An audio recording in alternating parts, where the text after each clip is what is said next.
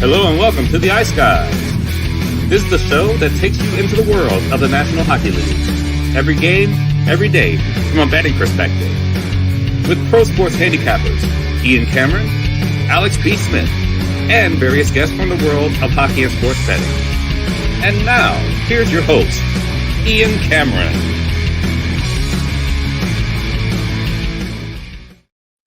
Welcome to the Ice Guys, Saturday, December 16th. Ian Cameron, Alex B. Smith, and back with us. He's become our Saturday guest the last few weeks. Zach Urban back again as well, ready to break down this Saturday NHL card. Again, a loaded Saturday slate on tap. We've got 13 games on the NHL slate ready to rock on this Saturday. Zach, before we get into everything, we'll get some thoughts from you. How's the week been? Yeah, it's been pretty good. Working a little bit out here in Kelowna. We're still yet to get any snow, so not feeling too much in the Christmas spirit quite yet. But yeah, everything's been rolling along nicely. And it's been rolling along nicely on certainly last night on the show, but it was a pretty good overall night with the Friday slate. We'll do a quick recap of it before we get into the Saturday games. Boston and the New York Islanders. Look, you can call them anything you want. It's all good. You can say Draw Island, take a trip to Draw Island. Alex and I did, and it was just a beautiful trip. It was a beautiful scenery, lovely accommodations, just a lot of great things to do. They treated us very well. Again, Draw Island last night. Yes, indeed. The Drawlanders, actually, I think the number one word, I think I've settled on what's the best way to describe it. I think the Thailanders is the best one. I do too. I like that perfect ring to it. The Thailanders, the New York Thailanders. They've done it again. Another draw involving the Islanders last night, plus 350 cashes in what turned out to be a wild back and forth affair between the Bruins and the Islanders last night. It was just a back and forth game. The Islanders had multiple leads, and the Bruins answered them every single time. We have another goal scored by our latest goal scorer prop wizard, Morgan Geekie, finding the back of the net once again on that top line roll for the Bruins. And Boston finds a way, and they find a way because, well, they got timely goal scoring. The power play connected a few times, and Linus Ullmark probably had one of his best performances of the season, probably one of the best single-game performances that any goalie's had this year. He was absolutely terrific in between the pipes for the Bruins last night, keeping them in it and allowing them to come back and get the 5-4 shootout win last night against the New York Islanders. We saw the Rangers thump the Ducks 5-1. The struggles continue for Anaheim. Nashville, what a resilient effort. And I said on social media, Antti Raanta and Kevin Lankinen, they're putting on a shit show. Not a show, a shit show for everybody. And that's exactly what it was. And neither one was any good last night in that game. It was just who's going to – it's like that football game where no defense can get a stop. It's just a matter of who's going to have the football last, who's going to score the last points wins the game. That's how that game felt with Nashville and Kakalaki last night. Whoever's going to have the puck on their stick last and get that final chance to put it in is going to win. And Nashville, thankfully for me, was the team that did, because I had them at a plus money, a plus 140, cashing in there. The draw, a small piece of that, as well as the Preds come back to beat the Hurricanes 6-5. Both goalies, like I said, really had a tough night. Speaking of tough nights, another tough night for Ottawa. Man, that's a game you've got to win. You're up 4-2 in the third. You had two different two-goal leads. Squander both of them, and you end up suffering another painful loss, and you get no points either, losing 5-4 in regulation to Dallas. Great job by the Stars coming back, but that's one that got away for the Ottawa Senators.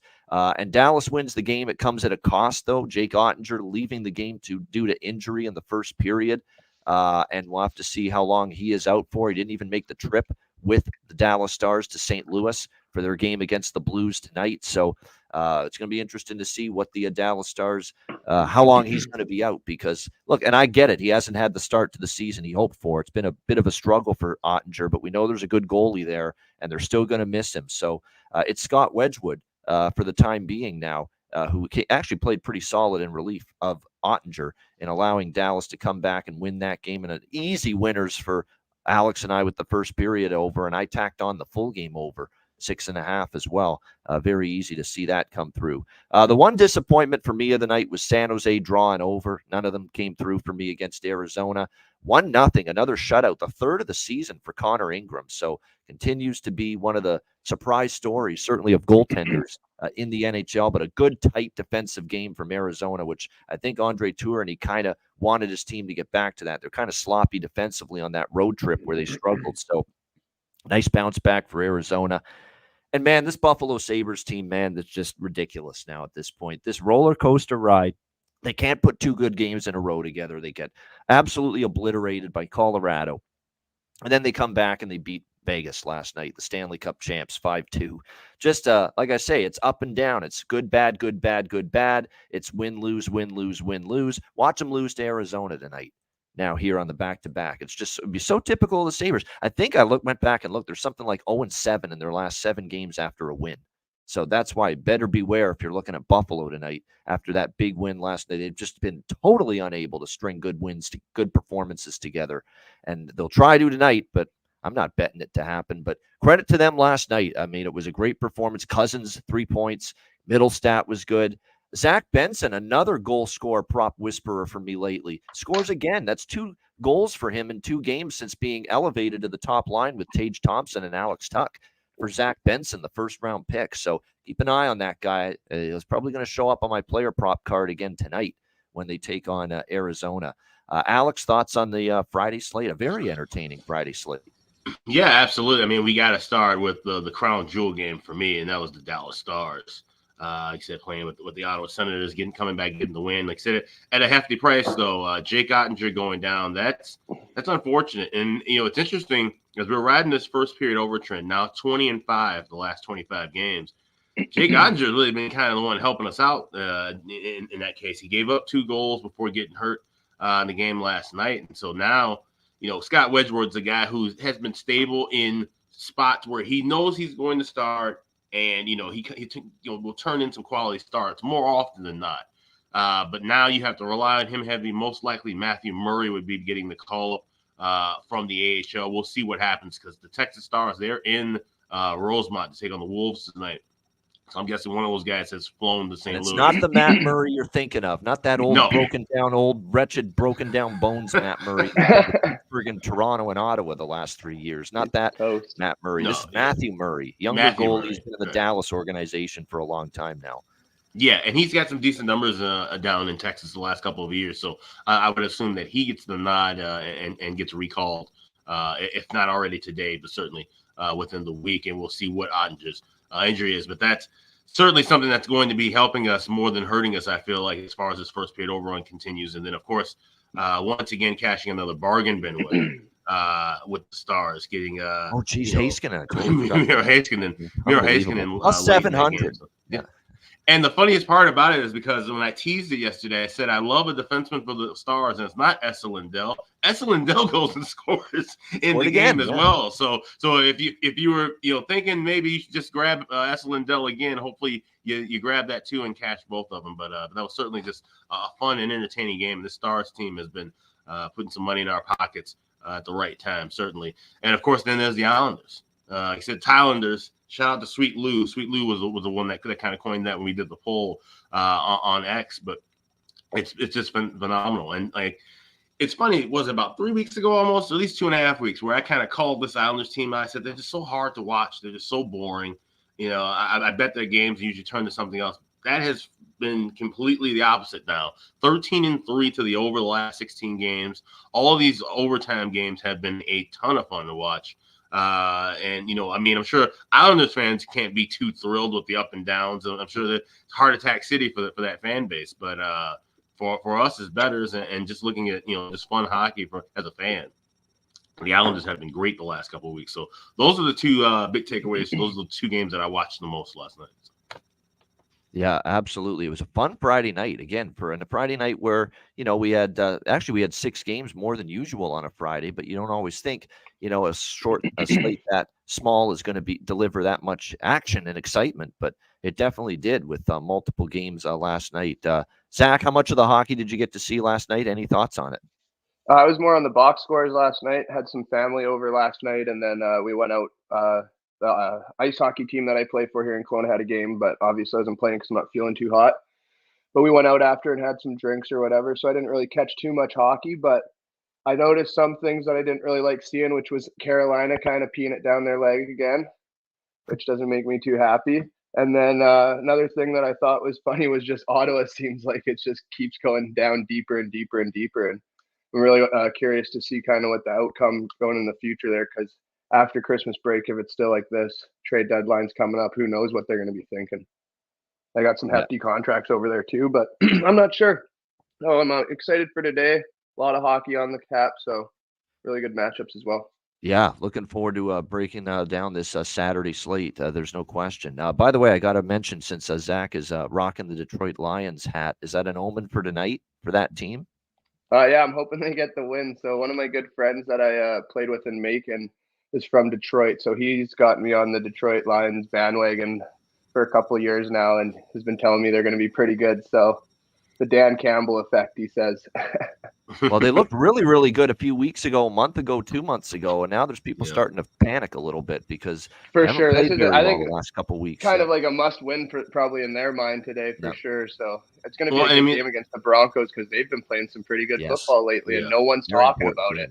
Everyone is ripping Russell Wilson, and I think he's got one of the best touchdown to interception ratios in the NFL right now. He's streaky, and the Lions, they're in rarefied air. They haven't been this good this late in the season in a very, very, very, very long time. So it's an interesting matchup. I like the over that at 48. Yeah, that's what I'm thinking too. it's I wish that's it was hard one of to, the earlier games. I hate that I have to wait all day. I don't really care for the first two games of the NFL today. Yeah, the first two. Well, you know what's funny? Even the first two games, Minnesota, Cincinnati, and Pittsburgh, Indianapolis, they're very important games. Mm-hmm. All four teams are battling for their playoff lives. Denver, Detroit, battling for their playoff lives. These are huge games. They're all 7 and 6 matchups critical for the first two games. Yeah. All four teams all wild card implications. Yeah. All playoff implications. It'll probably be good ball to watch, I'm sure. I'll probably sprinkle a little money on it.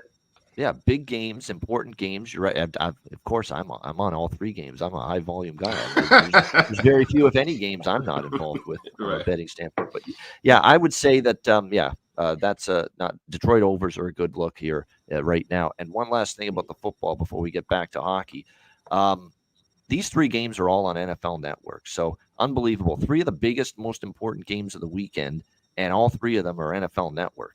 I mean, that's just the way it ended up. So no CBS, no Fox, none of the main networks, no NFL Network. You're going to see, I don't even know, Rich Eisen will be doing one of those games. I know that. Being on NFL. I don't know which one, but guaranteed he'll do play-by-play for one of them. But it's just funny. All these big games, and they're all on the NFL Network channel. We got to show the bowl games today. So. Yeah.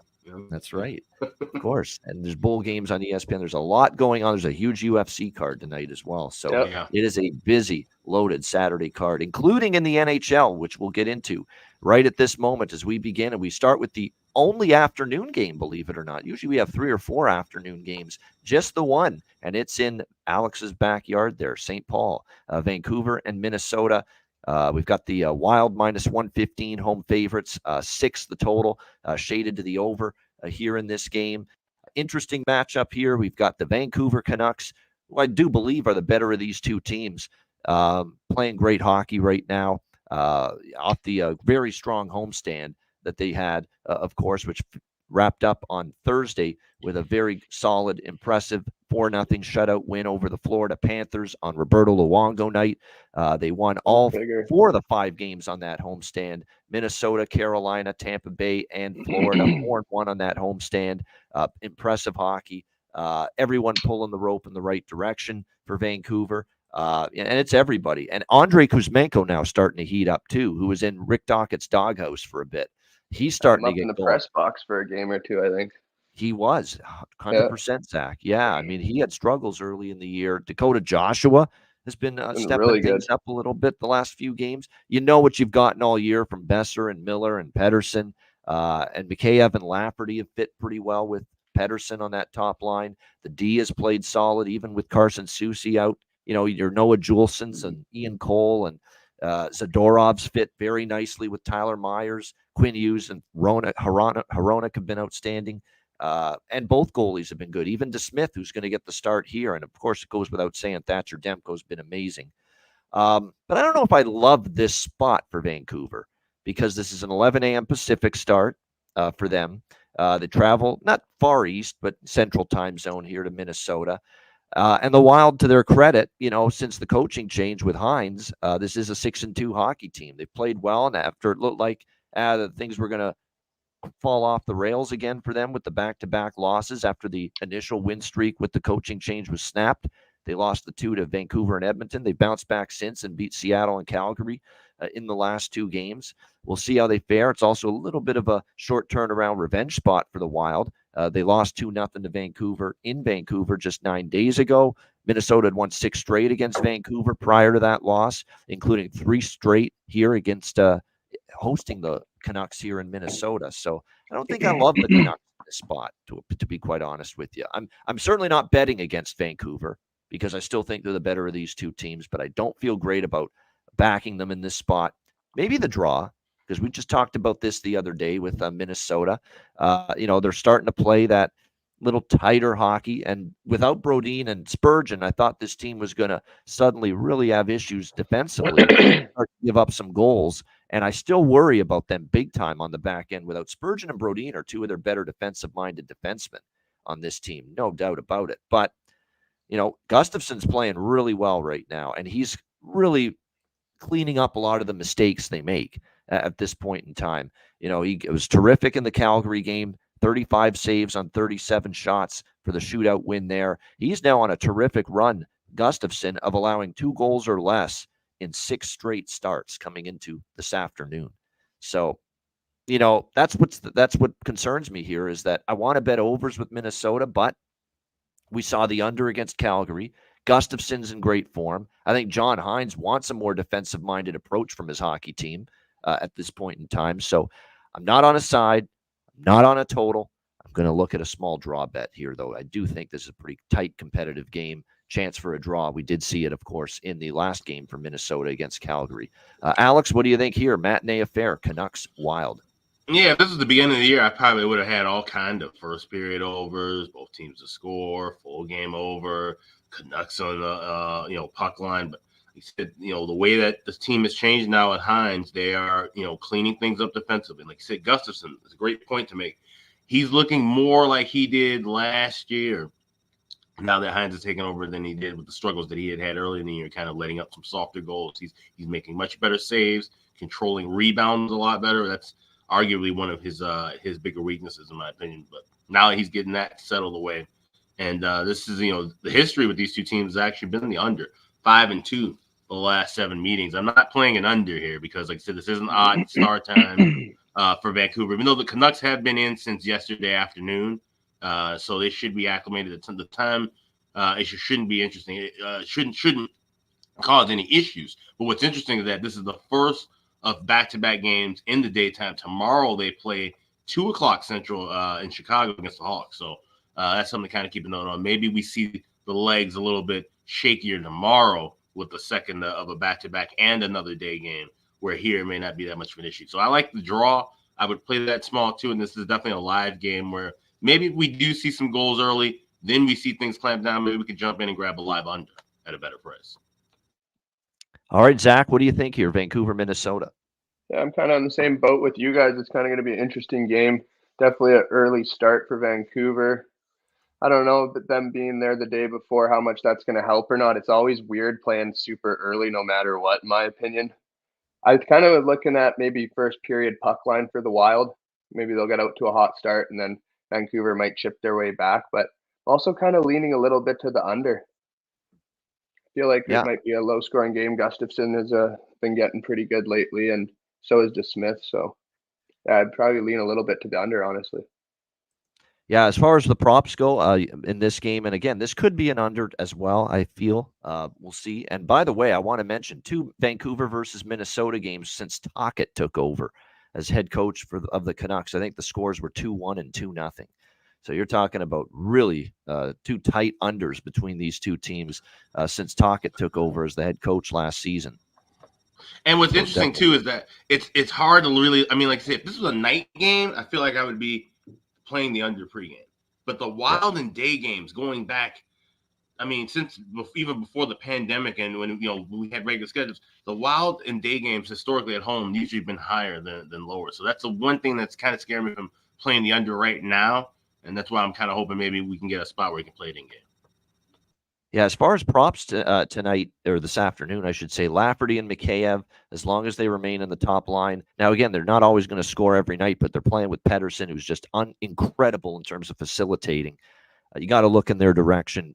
I wouldn't say no to Besser, and especially Besser because he's in Minnesota. He'll want to play well. There's no question about that. So Besser props for sure. And then for Minnesota, there's two guys that stand hands down above everyone else. No, Eriksson Ek's not one of them. I don't mind Eriksson Ek, but the two that stand out above all right now are Boldy and Rossi. Boldy and Rossi are on fire right now for this head coach. They've been terrific offensively, really, since, well, Rossi's been pretty good all year, and he's been scored in back-to-back games entering today. And Matt Boldy's just unstoppable again since the coaching change, and he's on a torrid goal and point streak entering this afternoon. So Rossi and Boldy for sure the top two looks for Minnesota props in this game. All right, the rest of the games are Saturday night. Colorado, Winnipeg. We've got Colorado minus 115 road favorites, 6 the total here in this game tonight. It's funny, the money's come in on the Jets here. Jets off a road trip, of course. They were out in California. They ended that road trip with a very impressive 5-2 victory against the LA Kings, wiping away the bitter taste, I guess you could say, of a 2-1 loss to San Jose right before that. 5-1 in their last 6 games, so they're playing quite well. And they actually beat the Colorado Avalanche just recently, December the 7th, 4-2 in Denver. I was on the Jets in that game. I don't know if I'll be on them tonight. Colorado probably remembers losing that. They'll want probably redemption for them. They'll be looking for against the Jets in this game. They're off back-to-back home wins against Calgary and Buffalo. The Calgary game was one they maybe shouldn't have won, but they did. They were down 5-3, came back in the third with 3 goals to beat the Flames, much to Zach's chagrin, of course, as a Calgary Flames fan there. And then the Buffalo game, they won 5-1 against the Sabres and just dominated early, took advantage of just a Buffalo team that was ill-prepared to start that game. And the Avalanche ended up rolling 5-1 in that one. So we'll see how this game plays out. But lean Avs, nothing I love, but I lean in that direction here. What do you think, Alex? Avs, Jets. Yeah, so I'm looking now, and it seems to be that Ivan Prosvetov is going to be getting the start here. And just looking back, yes, it is actually. It looks like it is confirmed. Yeah, Prosvetov for Colorado, Hellebuck for Winnipeg. Yep. Yeah, and so when you look at his last 5 starts, you mentioned those 2 wins. The 5-1 win against Buffalo, where he started. Buffalo didn't do anything in the first 20 minutes, literally. I mean, they didn't even have a shot on goal. So kind of hard to really register and call that a quality start necessarily for him. Then you go back, he made all 11 saves in 20 minutes of relief in that 6-5 win against Calgary. Before that, 5-2 loss to Philly, ended up losing in a shootout against Anaheim. Has a kind of a rough start at the 3-1 game. So his numbers have not been great. And like you said, Winnipeg just beat this team. Being at home, I could see where maybe the Avs, like I said, it seems like every 3 out of 4 games, right? You get 3 good games from them. You get a really good game and kind of, an average game, and then you get a clunker. You get a really good game, an average game, another really good game, and then a clunker. I just feel like this could be a clunker night for Colorado. So give me the Jets here at a cheap price at home. I think they find a way to get some goals past Prosvetov and get the win here. Yeah, that's exactly why I'm not taking Colorado. It's the Prosvetov announcement. I got to see more from him. I haven't seen enough quality from him necessarily in net. Let's be honest. Yeah, he played better against Buffalo. They also spotted him like a 4-0 lead, so he had a chance to really relax, get settled in. Let's see if this is a close game, if he's able to make those critical saves in a game that's right there for the taking. And I've still got my doubts about that. Not to mention Winnipeg's playing really well. I don't know if I want to step in front of that team. They are off a road trip. They've had a few days off though, so it's not as detrimental. I think the home game off a road trip spot here for the Winnipeg Jets in this game. And look, they've been able to survive without Kyle Connor so far. Give them all the credit for that. Zach, what do you think here? Colorado, Winnipeg. Yeah, nothing excites me too much on this one. It is a little surprising how well Winnipeg's been doing without Connors, because I really felt like they'd be quite a different team without him. And I still think that they're going to suffer a little bit with that. So that's why I'm a little nervous to put any money on their side. Probably maybe just first period over. I think they'll come out a little hot, but then it's going to settle down. But yeah, I don't really like the game too much, to be honest. Yeah, there's nothing wrong with that. I mean, it's a tricky game for me. It's I more don't of a like prop. Winnipeg. I never like putting money on Winnipeg or anything for some reason. I don't know why. I get it. I get it. Everybody's got those teams. Yeah, just no reason. But maybe because they're Now in you are Winnipeg. facing Connor Hellebuck, who's a great goalie. You're talking about a Winnipeg team that's capable, at least at defensively when they're on their game. But Colorado's been lighting it up lately, and there are some Colorado props that interest me. Nichushkin, Drouin in the second line, has some value because Drouin is up on the second line, but especially Nichushkin. And here's a couple over 1.5 points props at plus money that might be worth a look tonight. Nichushkin and Rantanen. Nichushkin's had 2 points in 2 straight games, consecutive multi-point games, and Rantanen, man, he had been in a little bit of a funk for the Avs, but he has suddenly snapped out of it decisively in the last 2 games. 3 points against Calgary, goal and 2 assists. 3 points against Buffalo, a goal and 2 assists. Seems like ever since he heard that shit from Arturi Lekkonen's dad talking smack about him, it's almost like that was like, hey, I'll show you, F you. I'll show you what how well I've been training or not training over the summer. And he has played really well. So if you like over 1.5 points props and you get good plus money, maybe you look Rantanen, maybe you look Nichushkin. And then on the Winnipeg side, you'd look at probably, Perfetti has been solid for them. You look at anyone on that second line for the Jets, there's value. Ehlers was terrific. Maybe Velarde too. Now, I worry Velarde had been quiet, and then all of a sudden he has that incredible game against the Kings, 4 points. Is that just, he was playing his old team. He was fired up, and he just exploded offensively with the situation being what it was? Or could that start a offensive hot streak for him, I should say? And if you believe the latter, that can start an offensive surge for him, and it wasn't just a product of a one-off, him playing his former team for the first time. He was amped up to really make an impact. If you believe this can carry over for Gabe Velarde, his props are probably not a bad option tonight in this game either for the Winnipeg Jets. All right, here they are. One of my favorite teams, and I can't believe 2 years ago, if you would have told me the New York Islanders are one of my favorite teams, I'd say you're nuts. But right now they are. Draw Island, baby. Drawlanders, the Thailanders, whatever you want to call them. They have been good money makers here on this show. They go to Montreal to take on the Montreal Canadiens tonight. The New York Islanders minus 125 road favorites, 6 the total here in this game. You know what we're doing. We're on the draw again. Now, look, it's one of these days, and they're finally going to see a 3, 4, 5, 6 game stretch where the Islanders don't go to overtime. It's inevitable. It eventually will happen.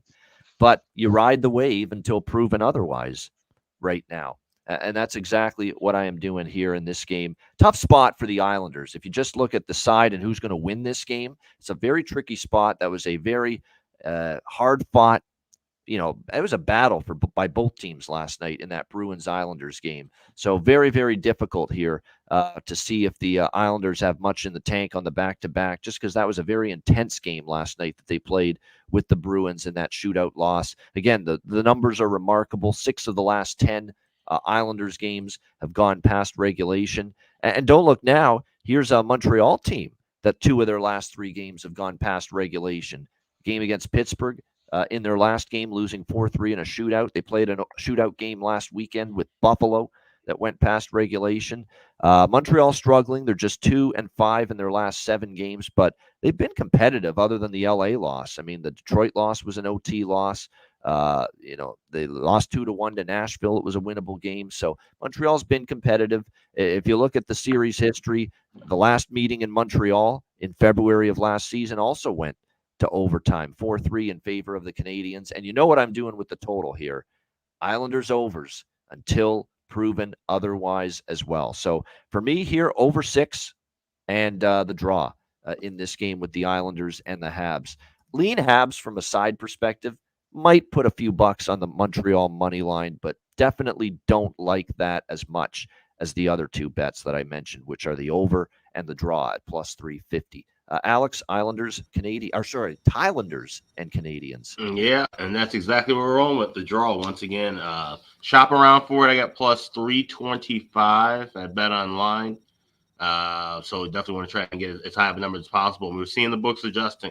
Seen with the last two games with Draw Island, we've seen plus 295s, plus 290s at places like BetMGM. So the books are getting smart. So try to get at least plus 300 or better when hitting these. And like I said, even now we're seeing some of the books try to get shifty and they're switching prices around for yes, no props on overtime. So we got to start looking at both of those and seeing where the best value is within those two props. But that's where we're just going with. We're looking for more overtime here with the Islanders. Now, it's been a mix of overs and unders in the head-to-head series history the last 10 games, but the last two have gone over between these teams. And like I said, the last game in Montreal last year with Islanders and Canadiens was an over, and it went to overtime, 4-3. So 4-3 for somebody in overtime tonight would be just perfect for me. What do you think here in this one, Zach? Islanders, Canadiens. Yeah, I'm thinking it's probably going to be tight. I'm going to go lean a little bit on the Habs side. Habs first 10 minutes as well. Money line on that. So that's probably all I'm thinking on that one. Nothing too crazy, but I don't know. I don't know if the Islanders are going to keep this draw thing up that you guys have been riding tonight, but it would be awesome. Oh, they won't. Sure. But until I see signs of it slowing know. down, yeah. Yeah. Going back to that well, man. Is who's in net for the Islanders? Is it Varlamov for sure? We've got Sam Montembeault for Montreal, and it should be Varlamov. It will be Varlamov. It's not confirmed it's Varlamov, but it will be Varlamov because we saw Sorokin last night. Perfect. Yeah. So that's what I would expect. Varlamov, Montembeault to be the goalie matchup here in this one. So, yeah, the draw on the over, maybe a smaller shot on Montreal as well. And then for props in this game, one of these days, I hope Slafkovsky's going to score because he's still on the top line with Suzuki and Caulfield. But I'm getting sick of betting that every fucking game and losing right now with Slafkovsky. Like, step up, man. You're playing with two of the best forwards on the team, Suzuki and Caulfield. Time to get your offensive acting gear right now. Monahan actually has stepped up for the Canadiens. He's had a nice little few games as well for Montreal, so make sure you keep that in mind. He's played well. And then for the Islanders, the way they're scoring in bunches right now, there's a lot of good options for this team. Simon Holmstrom is the one that stands out at the moment. Like, Lee's been quiet offensively. Horvat and Barzal are capable. Horvat's actually been on a nice point run lately. Brock Nelson's always pretty reliable. But here's Simon Holmstrom now, suddenly with goals in back-to-back games for the Islanders and 3 points in the last 4 games as well. So Simon Holmstrom, yeah, absolutely right now, as far as his props, there's value. No question about that. Even though he's a third-line guy, believe he still sees power play time, and he gets on the ice shorthanded, and he's a threat to score shorthanded, and we saw that earlier this week against Anaheim. So plus 500 on Simon Holmstrom to score a goal tonight looks like some really good value if you're looking at a value-laden player prop here on the Islanders side tonight. All right, Detroit Red Wings, Philadelphia Flyers. We've got the Flyers minus 125, home favorites, 6 the total here in this one. Flyers playing good. Really not in a rush to step in front of this team. They're finding ways to win. I saw a good interview with Keith Jones, the president of Hockey Ops, and Jonesy said, you know what? It's on the players to accelerate the rebuild process and to prove that, hey, yes, we're in it to rebuild long term. But he said, if I were a player, I'd be looking to show my coaching staff and my management group that I'm good enough to speed up this rebuild process to help make this a better team more quickly in the short term. And, right now the Flyers, there's always going to be that voice inside your head that says the Flyers are going to fall off at some point, but 16-10-3. It's been a very strong start to the season. They've now won 5 of their last 6 games. They've been very, very solid. They've also got a little bit of a draw thing developing, the Flyers here in recent games. They've gone past regulation in 6 of their last 9 games. Entering tonight against the Detroit Red Wings. So keep that in mind. Detroit is struggling right now, and you kind of expected they might with the depletion throughout the lineup, with Dylan Larkin being out, David Perron serving his suspension. It's 2 of their better forwards. So it's been tough sledding for them, and they just haven't been great defensively either during this stretch. And, it's going to be interesting to see where they go with their goaltending because, sometimes when you have your kid and you're a goalie and your wife gives birth, that sometimes leads the goalie when he comes back from seeing his newborn. He plays great. That hasn't happened with Ville Husso, though, for Detroit. He has had a tough time, no question about that, even though he just became a dad. Alex Lyon is going to be in net tonight for the Red Wings. Samuel Ersson is going to get the start here for the Philadelphia Flyers. And we trusted Ersson against Nashville in a game where the Flyers badly outplayed the Predators. And Ersson wasn't terrible, but he definitely was outplayed by UC Saros, who was outstanding in that game for Nashville. So we'll see. And the reason why Ersson is in net, by the way, is Carter Hart is under the weather, got a little bit of an illness going into this game. So he actually hasn't been totally ruled out yet, according to a couple of the Flyers reporters. Game time decision, or actually, no, Ersson starting, game time decision to backup Ersson. So there's no way Hart's starting, according to the Flyers. It's going to be Ersson for the Philadelphia Flyers tonight. So I'm a little concerned now about the Philly side a little bit more with Ersson in net, because last time I took Philly with Ersson in net against Nashville, didn't win the game. But I will take the draw in this game. I absolutely will. With Philly going to overtime or a shootout in 6 of the last 9, that's percentages on my side to look at the draw here with the Red Wings and the Flyers. And again, the price on that at FanDuel plus 350. It's again a very good price on that. As far as the total goes, we did see the over in Philly's last point against Washington. It did end up going over the total. Detroit's kind of an over team to me, so I lean that way, over 6. But don't love it. Like it, don't love it, as far as the total goes. What do you think here in this one, Alex? Interesting matchup here, Red Wings, Flyers. Yeah, it is an interesting matchup. And like you said, we're waiting for that kind of bottom to drop with Philly, but they've still been just kind of hanging out. They're going to be competitive every night. That's the thing. Tortorella's got this team fired up. He hasn't lost the room yet. He hasn't pissed anybody off too much. So they're playing good competitive hockey under him, and those are the times where we do kind of have to kind of look and back them. But just I'm definitely looking at the total. I like the over here at 6. Even though the series last 3 matchups and 5 and 2 to the under, but I definitely feel like we could see some goals here with Ersson in net. Like you said, I think he's going to start to regress a little bit. So those good starts that we saw from him, those won't continue to last. So that, and then Alex Lyon, who has been steady. He's a good guy to give you, some great starts and bursts in his NHL career. We haven't seen him be able to just string it together long term and just give you quality start after quality start. So I'm taking a shot here with the over. I'm also going with the first period over here, minus $1.20. It's been a great run. We've been on with Detroit, kind of quiet, 9-3 for the last 12 games to that first period over. So I go first period over 1.5, minus $1.20. Full game over 6. I laid $1.05 at Caesars with that. And I'm also on the draw too. I hadn't realized that with Philly, that they've been kind of on this streak like a lot of other teams we've been seeing. And ironically enough, all these teams in the Eastern Conference been playing these close games with the draw.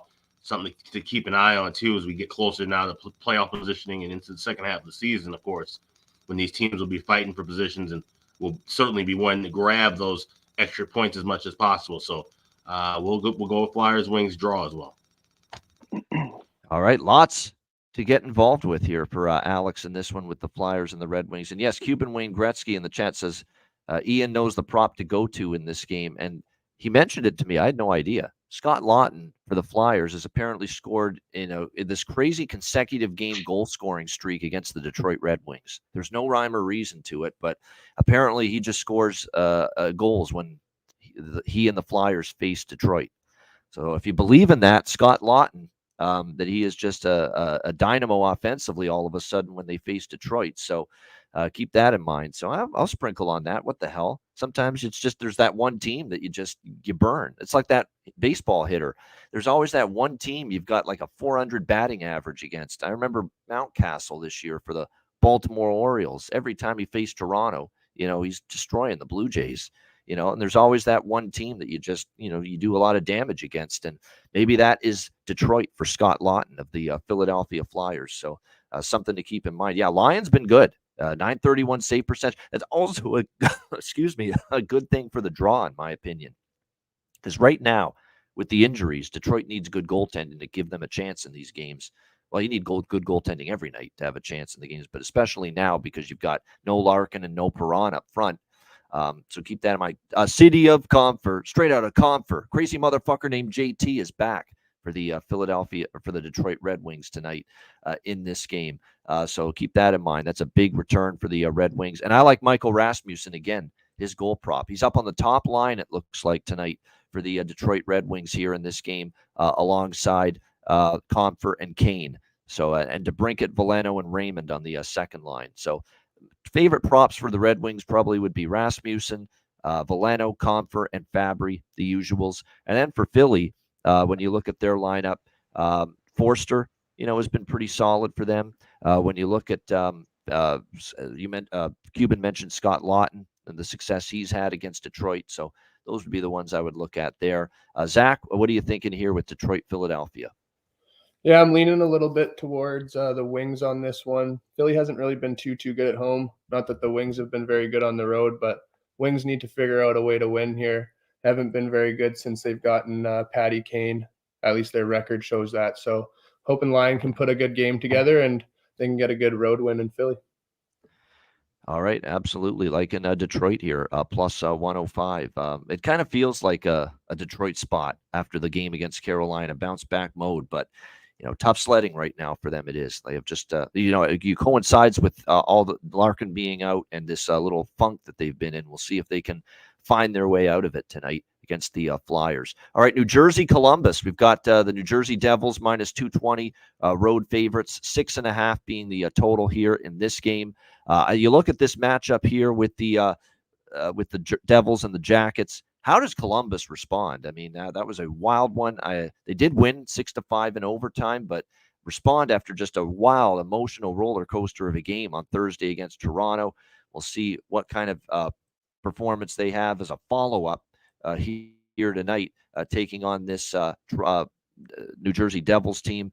You look at the goaltending matchup here tonight. It looks like Daniil Tarasov, who we have not seen for a while. Keep in mind, they've had to go to Spencer Martin and Jet Greaves when Elvis Merzlikins hasn't played. But it looks like Daniil Tarasov, who has not started a game this year for the Columbus Blue Jackets, he will be in net, his first start of the season for the Columbus Blue Jackets. He's recovered from off-season knee injury that he suffered. That's what's kept him out this long. We'll see how he fares. But last year with the Jackets, the numbers weren't great. 3.91 goals against average, 892 save percentage for him with the Jackets last year. And you are talking about a guy making his first start off a knee injury. So, and we'll see. To me, I don't even know if he got a lot of seasoning in the AHL. Doesn't look like he got a ton of it from all indications. So here's Tarasov all of a sudden in the mix again and starting tonight for the Jackets. It looks like it's going to be, at this point in time, expected to be, but not confirmed yet, Vitek Vanacek for New Jersey. And we know he's had his ups and downs, including a lot of downs this year in between the pipes for the New Jersey Devils. So this feels like goals galore, in my opinion. Feels like one of those first period both teams to score type of games. Feels like an over 6.5 just waiting to happen. No question. So those definitely would be the looks here for me more than anything in this Devils and Jackets game. Certainly Columbus. And one thing to do is if you like New Jersey, you can bet the team total pregame. But if you're even considering New Jersey, -1 or in regulation or full game money line, we have seen enough of the Jackets this season to know they start the game pretty well. They have had good first periods. They've had decent starts, but it's the third period where things fall apart. I believe an NHL worst -28 goal differential in the third period for the Columbus Blue Jackets this season. So what I would suggest to you is if you like New Jersey, don't bet them pregame. Don't bet them pregame. See where we're at, second period, second intermission in particular. If it's a tie game, and if the Devils happen to be trailing at that time, I think they're a great live bet with the struggles and the problems and really the crisis of confidence this team has developed with the third periods. I mean, that just can't happen the other night against Toronto. I mean, that's how bad their lack of confidence is closing out games, that a 5-0 lead in the third period isn't even safe. And the Leafs roar all the way back and they end up tying at 5-5. So we'll see how this game goes, but definitely liking goals. Over 6.5 first period, both teams to score definitely makes some sense to me. I would lean to the team total over, but The price is a little bit too high on that for me on the Devils with over 3.5 north of -150, unfortunately. Alex, what do you think here? Devils, Jackets. Yeah, this is definitely a live game. I'm going to grab pregame, both teams to score in the first period. I actually grabbed that already at plus 150, 130 rather. It's a kind of a lower price, but worth grabbing pregame. And then that'll set up position for looking for first period over.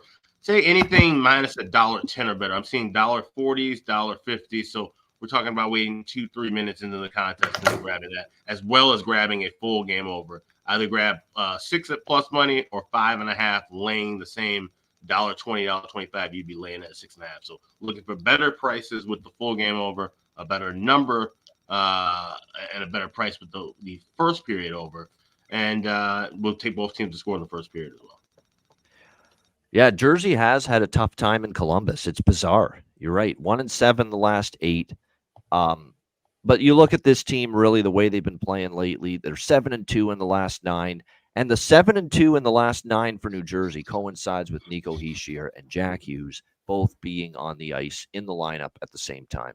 And look at the difference. Look at the difference in this Devils team with both of them healthy and playing. It's just their night and day difference with this team. That being said, Vanacek is in the net, and I certainly wouldn't be laying the price with the Devils, but having that utmost confidence in the Jackets, even with that great history in Columbus against the Devils, just I don't like where their game's at right now, certainly defensively. That being said, offensively, they're very capable, and it's a great prop game. Luke Hughes is worth a look in this game. You could say certainly, there's multiple players. Mercer's starting to heat up a little bit for the Devils right now. You look at the way they've constructed their lineup. There's some of their depth guys have chipped in for the Devils. So there's definitely some good prop opportunities here in this game. No question. Eric Howla, has stepped up a little bit lately as well. Keep that in mind. And then for Columbus, Fantilli, it looks like he's back in the centering the top line again. He's worth a look. Shinnikov, Voronkov, Marchenko. Take your pick with any of those guys. They're always a threat. And then last but not least, he's capable of going on a heater. And he scored 2 against Toronto, including the game winner, Kent Johnson. Don't sleep on that kid. He's excellent. And I think now the second tour of duty here after he got sent down to the AHL, maybe he's going to figure it out because that was very impressive. He was great against the Leafs the other night. Kent Johnson, you want some value in a prop. That's definitely value with what you can get with Kent Johnson right now for Columbus. What do you think here, Zach? Devils, Jackets? Yeah, definitely leaning towards the over. I think there's going to be a lot of goals. First period over as well, like Alex was on. I think that's probably a smart play. Be nice to see if Vanacek could put a good game together. And also interesting to see what Columbus's goalie is going to do with his first start. But that's quite the task going against the high-scoring Devils. So, yeah, we'll see. I think someone was saying in the chat that Jack Hughes is 2 away from 100 goals or something. So that could be a deadly prop bet. Yeah, to get a 2+ goal game, to get it done tonight against a team that doesn't always keep the puck out of their net, that might be, and he needs 2. He's at 98 right now, so that means, take a shot with it. I mean, definitely. It's not like the Jackets are incapable of letting a player score 2 against them. We just saw Matthews do it. He scored 2 against them in the final 2 minutes the other night to tie that game against the Jackets. So, yeah, that might be good. A little 2+ goals, and you'll get that probably 9-1, 10-1, something like that. On Jack Hughes to score 2 or more tonight. All right, it's the other draw magnet, the Pittsburgh Penguins and the Toronto Maple Leafs, or the Maple Draws, as we like to call them here. Toronto -130 home favorites, 6.5 being the total here in this game. Should be a great matchup here. Looking forward to it between the Penguins and the Leafs. Pittsburgh trying to get their season going, I guess you could say, but still not easy for them to do so. It's definitely been a struggle for the Penguins. They looked like they had bounced back against Arizona, and they win that game. Pittsburgh also, despite a bad start against Montreal, able to come back and beat Montreal in a shootout the other night. So, again, this is a team trying to get on a bit of a roll because they know they've got work to do as far as trying to make the playoffs and trying to get themselves back into the mix. They've now won 2 in a row. The Montreal win, the Arizona win. We'll see if they can continue to build on that here tonight against the Toronto Maple Leafs. Toronto off that incredible, valiant effort to come all the way back from 5-0 down, only to lose in overtime. after all of that in typical Leafs fashion, to come all the way back, tie it at 5, only to lose in overtime again. So keep that in mind. Toronto lost in Pittsburgh recently when these teams played earlier this season. So Toronto's the avenging team, I guess you could say, coming into this matchup tonight against the Pittsburgh Penguins. Sidney Crosby, just off the top of my head, someone mentioning his goal prop tonight. I think he's done a lot of damage specifically against the Leafs, and he's played well in Toronto against the Maple Leafs as well. So definitely might want to look at some Crosby props. Feels like a good night for not only Crosby goal, but Crosby over 1.5 points. I could definitely see that at plus money being a solid option. We do have some good prop looks here in this game on both sides. Pittsburgh, it looks like we've got some lineup shifting going on here. Now, it looks like Ricard Raquel is not going to play tonight, apparently. We were thinking he was going to play. They were experimenting with him on the top line, but he did not partake in the morning. He was in the morning skate, but they're just going to be a little cautious. He won't play tonight. So the Ricard Raquel return has been postponed for Pittsburgh. He won't play tonight. But we do have Valtteri Puustinen, the Finn, playing with Crosby and Gensel, and this guy's been noticeable. He's a good value prop tonight. Look, it's kind of like the Connor McDavid thing. We've talked about this. When Connor McDavid sometimes can make a broomstick look good if a broomstick was playing on the top line with him. And Crosby often can do that as well, have that effect. So you see someone like Valtteri Puustinen moved up to the top line here for the Pittsburgh Penguins with Crosby tonight. How do you not take a plus 500 at FanDuel for him to score tonight? That's very difficult. Very, very difficult to turn down that kind of a price when he's playing with Crosby on the top line. Same thing with Drew O'Connor. He's playing on the second line with Malkin and Riley Smith. It's probably not a bad option as well for a value-laden prop on the Penguins side. For Toronto, it's looking like Matthew Knies is back from injury tonight. Or I don't know if it was injury or illness. I think it was injury. No, sorry, it was illness. But it looks like he's going to finally be back. He was in the morning skate. He's going to retake that spot with Matthews and Nylander on the top line. I don't mind to look to Matthew Knies as well to get on the score sheet tonight in this game. But for me, I like the over and I like the draw as far as the side and the total is concerned. I think we're probably going to see goals here. Pittsburgh's power play, which was on that almost 0 for slide, has all of a sudden heated up in the last 2 games. It's crazy how it works. Can't buy a power play goal, and then all of us almost 40 attempts on the power play without a goal, and they score 4 in the last 2 games. 4 power play goals in the last 2 games combined for Pittsburgh. So over 6.5, and might be a decent both teams to score in the first type of game as well.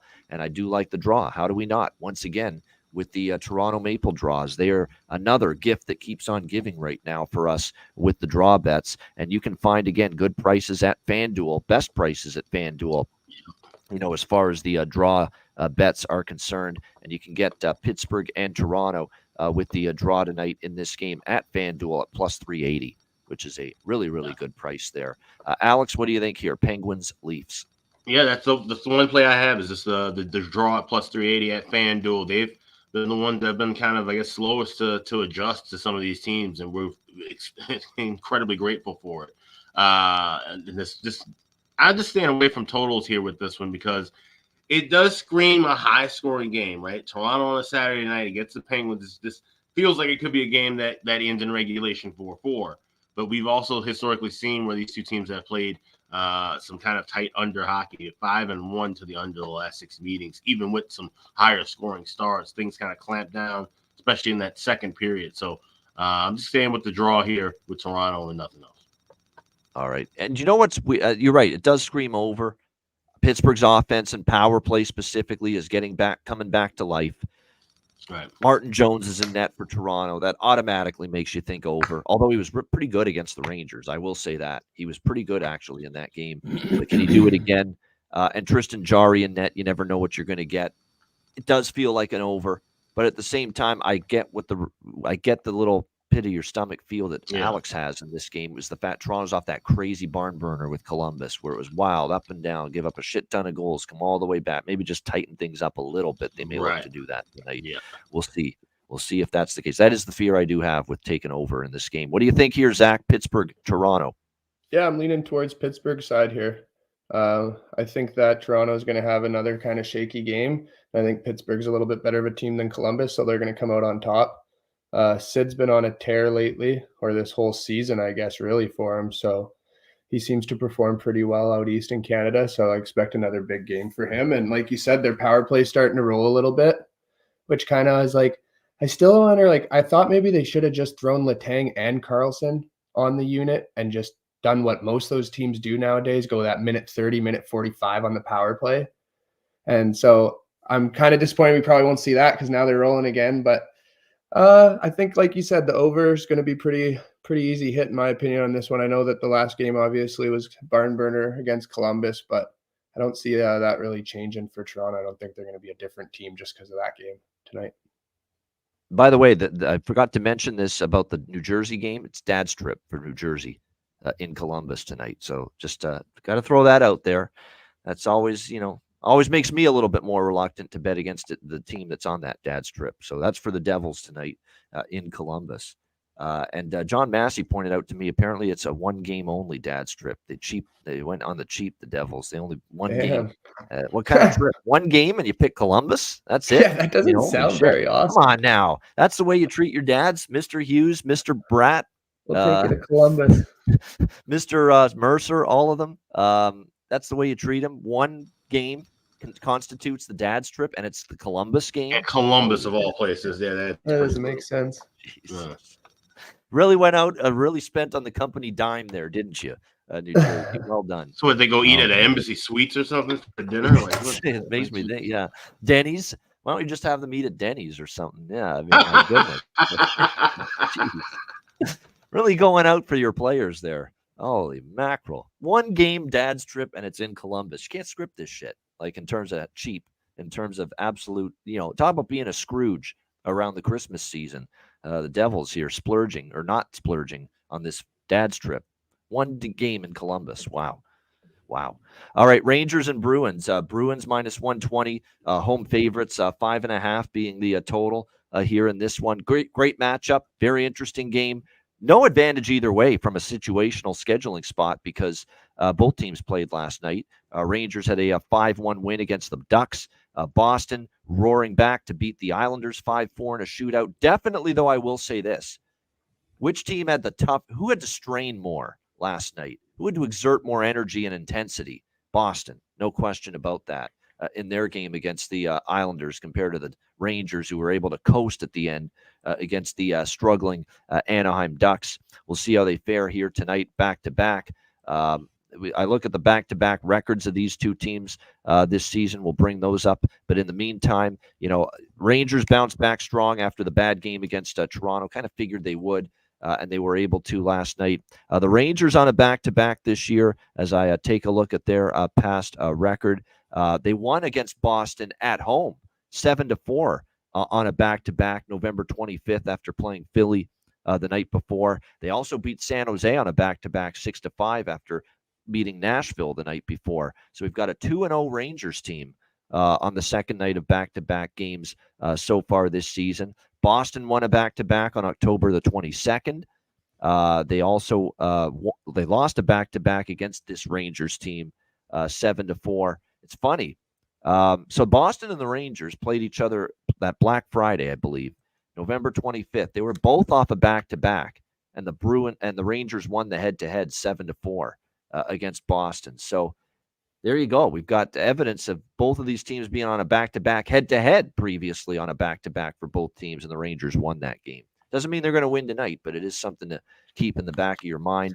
As far as goaltending matchup tonight, it is going to be for the New York Rangers. We definitely expect Igor Shesterkin on a back-to-back because we saw Jonathan Quick last night, and we probably expect Jeremy Swayman for Boston tonight after we saw Linus Ullmark not only play last night, but play great. He was outstanding. He's the reason they came back and were able to win that game. So very fascinating matchup here, Rangers and Bruins. I don't know how I feel from a side or totals perspective. I could see a bunch of different possibilities here. Boston has won 4 of the last 5 meetings. In Boston, they've won 2 straight. They're off a momentum-building win last night. Swayman's been pretty good. And to be honest, Swayman's outplayed Shesterkin. So I think the goalie edge right now might actually be with the Bruins until we see Shesterkin start to get his game back. So really, really tricky game. 5.5 with Raymond Reddington liking over. I certainly could only look over with this total being that low at 5.5 here in this one. You would think maybe the draw, but you don't have a lot of draw history with the Rangers and the Bruins. That being said, Boston now, they got a little draw thing going. Back-to-back have gone past regulation for them. So, maybe a small sprinkle on the draw now that I look at Boston Bruins playing these back-to-back OT games. I do expect a competitive game. I like other draws more, but I could make a case here for it. What do you think here, Alex? Rangers, Bruins. Yeah, this is going to be a pass for now and a game to look for live. With this 5.5 number, and we're seeing minus $1.10 or $1.15 for 1.5. I think we can wait a few minutes and maybe even grab 4.5 in game and 1.5 at a big plus price in the first period over. But I could see, we look at that last meeting, that 7-4 game, that was nuts, and that was a bit of an aberration when you look at the rest of the series history between these two teams. But I do think we could see some higher scoring. Like I said, Shesterkin hasn't been as sharp as quick lately, and we've seen him, kind of falter, give up some softer than usual goals. Swayman, like I said, has the edge over him, but Swayman, we've seen him kind of, give up his soft goal here or there too. So this could be one of those games that just kind of quietly goes over the number, but I think we can wait long enough to where we can get some better adjusted numbers in game. All right, looking for something live. Zach, what do you think here, Rangers, Bruins? Yeah, I'm kind of with Alex on this one a little bit. I think waiting a little bit to see kind of how the first few minutes of the game pans out wouldn't be a bad play. I think it's going to be one of the better games of the night. Honestly, usually when these two teams get together, they're pretty entertaining games. There's a couple good hits. Who knows if Trouba's going to rock someone. So I'm going to be definitely interested to get something a little live. I think the over would be a good play as well. But like Alex said, if we could get it at maybe 4.5, because I think that game's going to I think the third period is going to be the best period of the game. So I also think at some point, if you're Shesterkin, you're gonna find it. And I don't want to be betting the Bruins, and I don't want to be betting an over when he has that game. And this is a big game. It's a big opponent. He's way too hard on himself in the post-game media right now, Shesterkin. Like, he's really, really owning the responsibility of his struggles, and that's commendable. But it's almost to the point where it's too much. Like, you've got it in you to be great. You don't have to beat yourself up that much. Just keep working, and eventually I think it'll come back for him. There's no doubt. And as far as the props in this game, I do want to mention just a couple. The Rangers, it's pretty much status quo for them as far as prop looks. I do want to point out, that VC and Adam Edstrom. It's a guy that's only played on the fourth line, but he got his first NHL goal in his first NHL game last night, very late against Anaheim. So maybe lightning in a bottle strikes again. Could look in his direction tonight once again. Cooley and VC down the lineup if you're looking for some value for the Rangers with props. And for Boston, we're going to probably go back to that same pair of players that we were on last night, Geekie and Heinen on the top line. You have to bet Geekie again. Like, that's 2 games in the top line center spot, 2 goals for him. So you just have to keep rolling with it right now as far as the props go for the Bruins. All right, next up, we've got Washington, Nashville. Nashville minus 135, home favorite, 6 the total here in this one.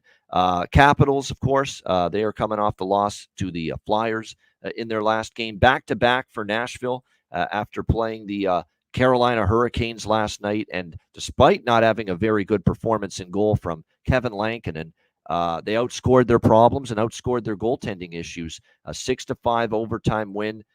Here's another one where the draw is definitely very much in play, possibly in this game. 2 straight overtime games for Nashville. Washington's gone to overtime or a shootout in 2 of the last 4 games. We've seen, we saw a 3-2 game last year in Washington between these 2 teams. Now, not a ton of overtime history head-to-head, but I do think this is probably a competitive, pretty close game, especially considering the matchup will be Lindgren for Washington, who's actually been a little bit better lately than Darcy Kemper, and it should be UC Saros for Nashville, considering they rested him for tonight and they gave Lankinen the start last night. So I expect Lindgren and Saros, which is right now the best goalies for each of these teams at the moment. So nothing other than maybe a look toward the draw here with the Capitals and the Predators. Alex, what do you think here? Washington, Nashville. I think we lost Alex here for a minute. But as far as this game goes, yeah, I like the draw a little bit. Again, other draws that I like.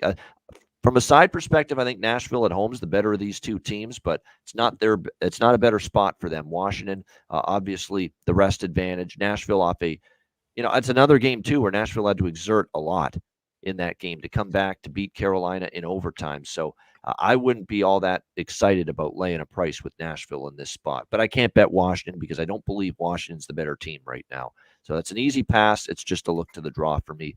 Zach, what do you think here? Capitals, Predators.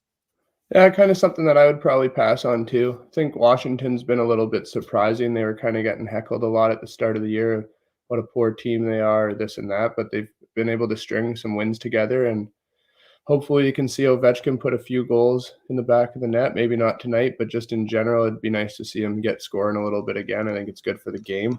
But yeah, Nashville's been a little bit surprising for sure. Like I said, that game against Carolina, a little bit surprising, but probably something I'll just stay away from.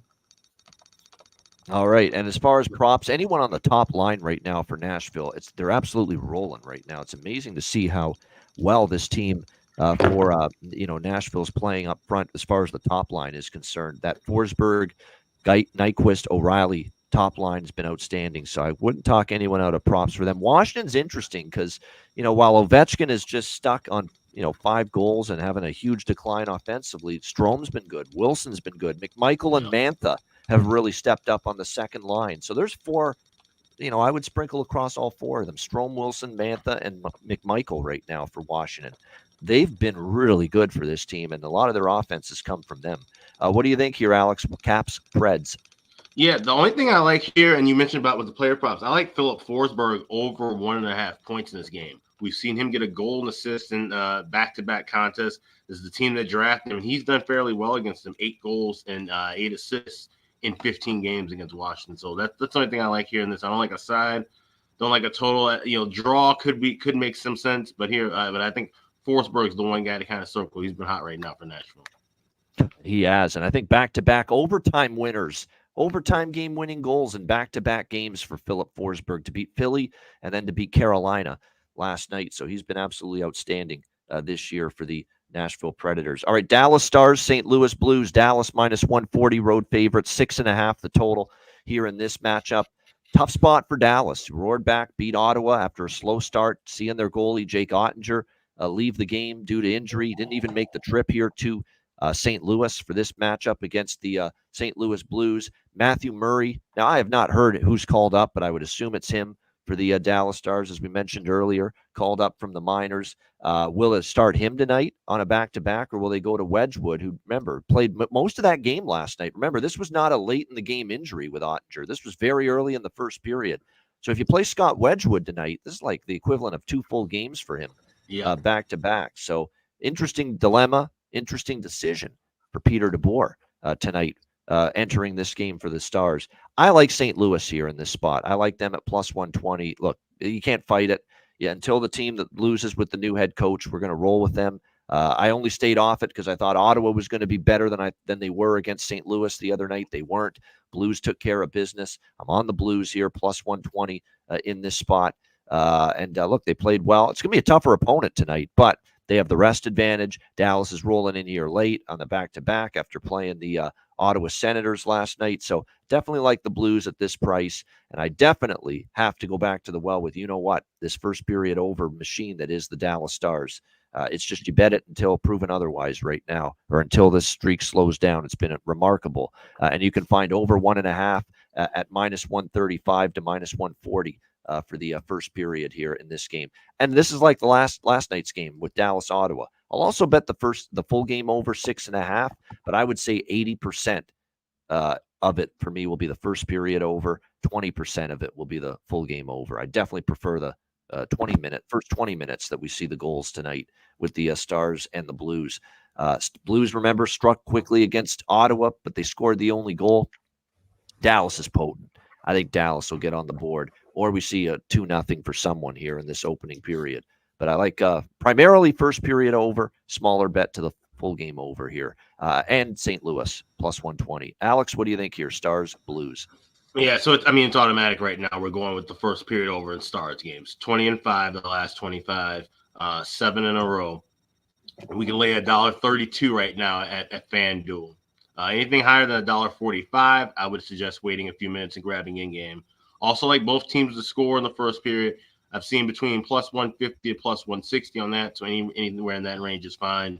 And I'm also going to take a small shot. I don't play these often, but I'm going to go first period draw at plus 180 because I'm a little bit nervous by the history of these two teams in the first period. We've been seeing 1-7 the last 8 to the first period overs. However, in all 8 of those games, and even the one that went over, it was 2-2. We've seen an even score after 20 minutes in the last 8 meetings with these two teams. So first period draw, first period over 1.5 minus $1.32. First period, both teams to score. I got it at plus 150. All right, there we go. Multiple wagers in play here for Alex with the Stars and the Blues. Zach, what are you liking here? Dallas, St. Louis. Yeah, I'm not really sure what to expect. I'm probably going to wait a little bit, maybe get something when in game, but it'll be interesting to see how the Blues continue to roll with their interim coach and how they perform at home. So, like you said, I would be interested to see who's in net for Dallas tonight. So I'm kind of going to wait a little bit on that as well. But game doesn't excite me too much otherwise. Yeah, and it is Wedgwood in net. Is confirmed? Wedgwood started. Yeah, Wedgwood's confirmed because Murray started last night for the Texas Stars against Grand Rapids. Remy Poirier is supposed to be getting a start against the Wolves tonight. So my guess is Murray gets called up and backs him up, and Wedgwood starts. But Wedgwood is confirmed. There you go. I kind of figured it would be Wedgwood. I was pretty sure with this quick turnaround and a back-to-back, they weren't going to throw Murray in there right away. Even if he didn't play last night, I wasn't convinced they were going to start him tonight. So there you have it. It is indeed going to be Scott Wedgwood in between the pipes here for the Dallas Stars tonight against the St. Louis Blues. Buffalo Sabres, Arizona Coyotes. We've got Arizona minus 115, home favorites, 6.5 the total here in this one. I'm at the point now where when the Buffalo Sabres win their previous game, I am not betting them the next game. I can't do it. This has just been a remarkable inability to put 2 wins in a row together for Buffalo. 2 good games in a row together, and there's just falling flat. I don't know what it is. You get too comfortable. You get so complacent, not complacent, but you think that you after a win that it's just going to be easy the next time out, and the things you did well the last game, you can't replicate them. It's a bad mental mindset to have, and Buffalo is in this rut right now where they just cannot put 2 good games in a row together. So there's no way I'm taking Buffalo tonight. It's back-to-back for both teams, so there's really no advantage either way. They both played last night in this game, or they both played last night as far as the Friday schedule. Arizona with a 1-0 win against San Jose. Buffalo with I'll be honest, a stunning win against Vegas, 5-2. The way they played, they looked like horse crap against Colorado the other night, 5-1. But yeah, I lean Arizona here. And keep in mind, they just played recently, just like last week in Buffalo. Sabres put the boots to the Coyotes 5-2. So for me, it's Arizona or pass. I don't know if I'll bet Arizona, but I certainly could only look that way from a side perspective. We saw Devin Levi in net. He was really good, by the way. Devin Levi, if you're a Sabres fan, it's nice to see Devin Levi starting to string, a few good performances in a row together. And that's been very, very impressive to see. And again, we saw that from him playing very well in the victory for the Buffalo Sabres against Vegas. He played a couple of good games before that. So very impressive to see Levi playing well again. Now, who's it going to be tonight in net? Buffalo Sabres or like Montreal, where, they've got, I believe, still 3 goalies up with this team, Levi, UPL, and Comrie. So it could be any one of them, but it looks like Comrie is projected right now to be the goalie. Eric Comrie tonight for Buffalo in this game. We do expect Karel Vejmelka on the back-to-back for Arizona, and he is confirmed.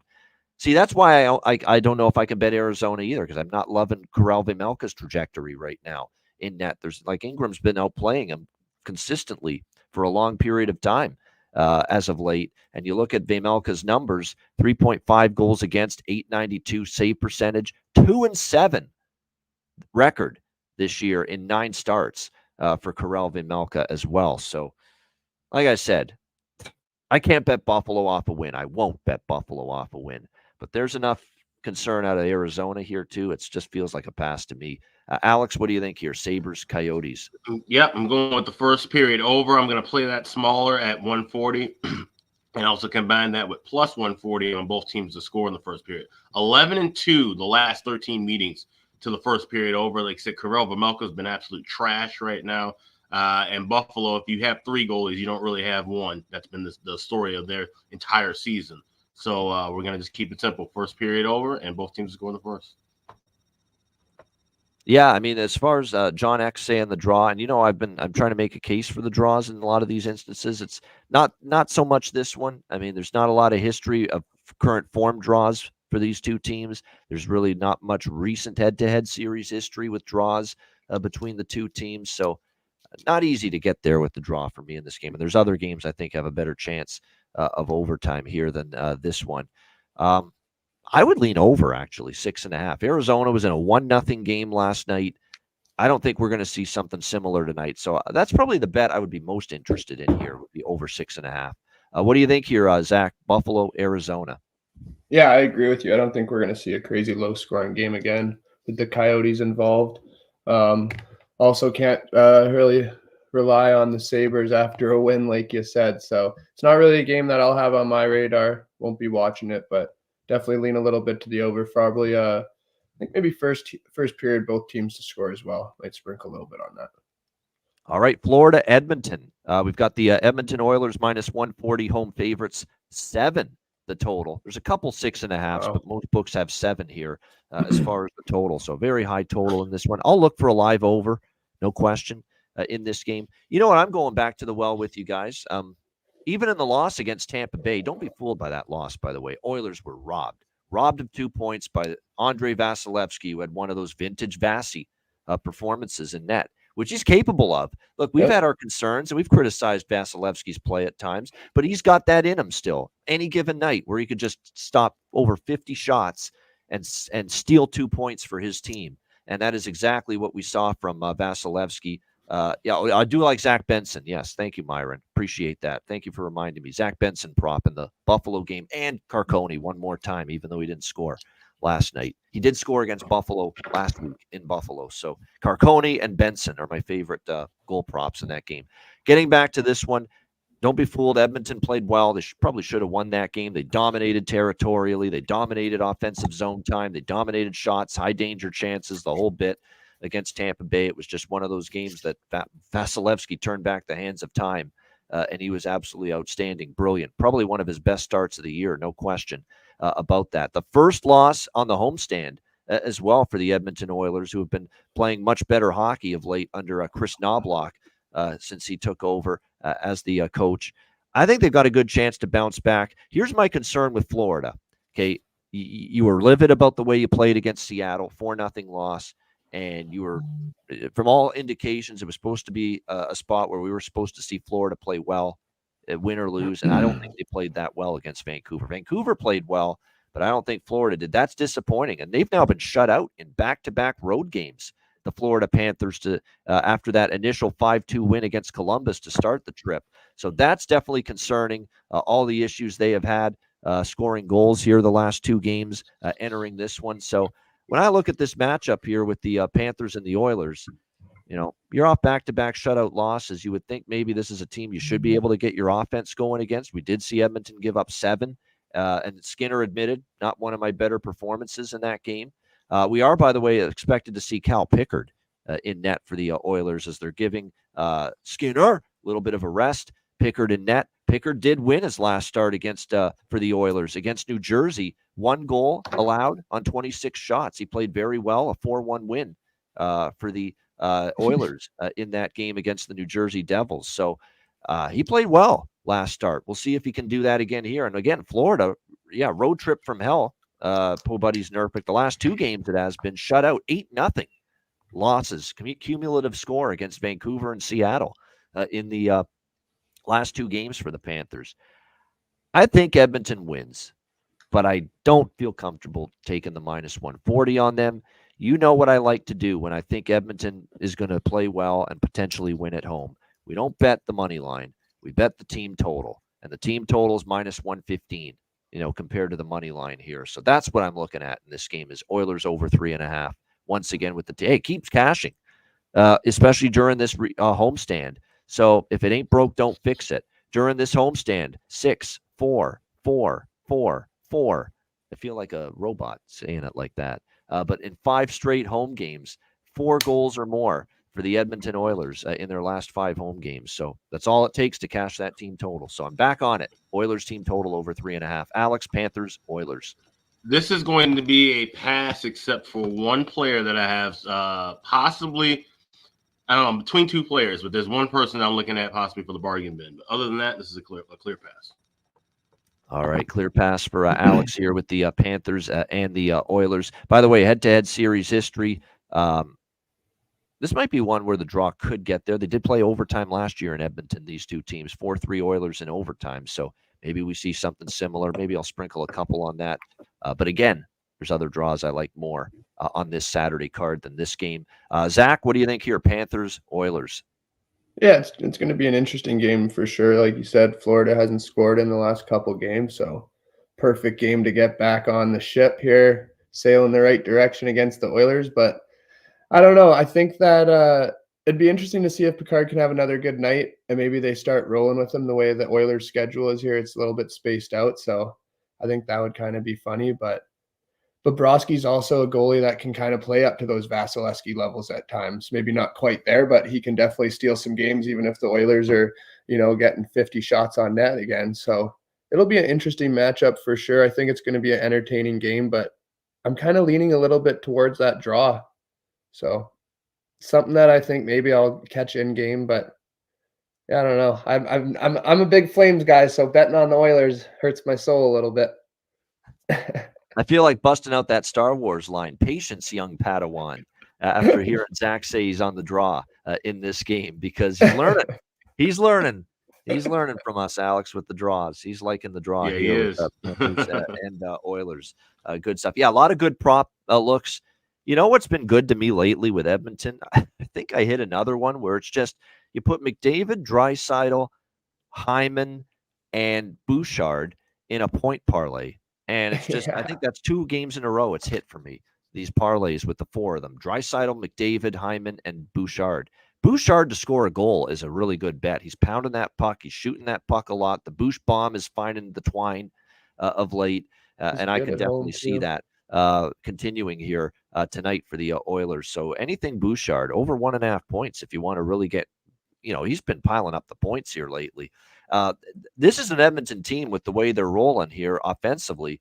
There's a lot of opportunities here to look at over 1.5 points involving so many of their players, quite honestly, whether it's McDavid, Draisaitl, Bouchard, Hyman, those 4 in particular. I mean, absolutely.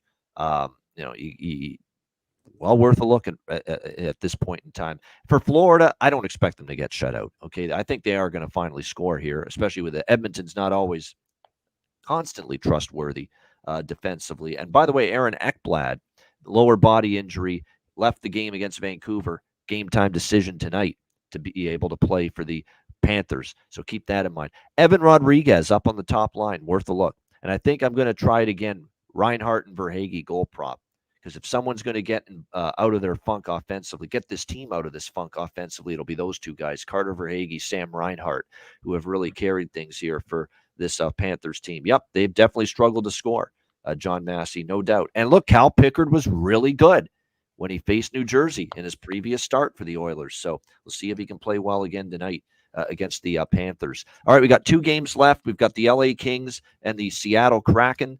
Next up, we've got in this game, LA currently minus 150, road favorites, 5.5, 6 the total here in this game.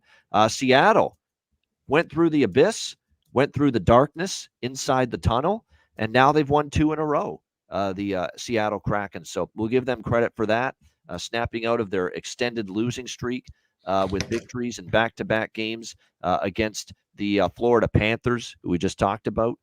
And of course, beating down, unfortunately for Alex, his Chicago Blackhawks 7-1 in the last game. So back-to-back wins.